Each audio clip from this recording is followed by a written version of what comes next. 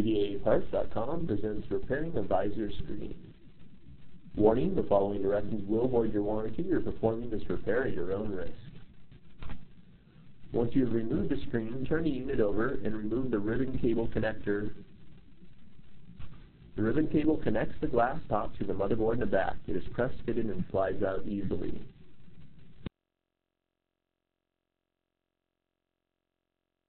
Flip the screen back over. Using a sharp blade, insert it between the LCD and the glass top, making certain the blade is going under the icons. Run the blade all the way around the edge of the glass to remove it from the LCD.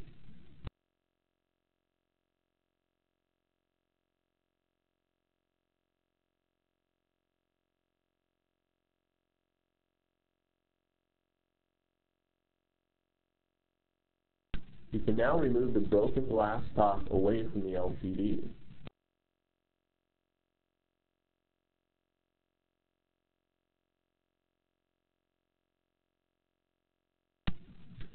Take the new glass top and set it firmly on top of the LCD, making certain it's positioned squarely and evenly. Turn over the unit and reinsert the press-fitted ribbon cable.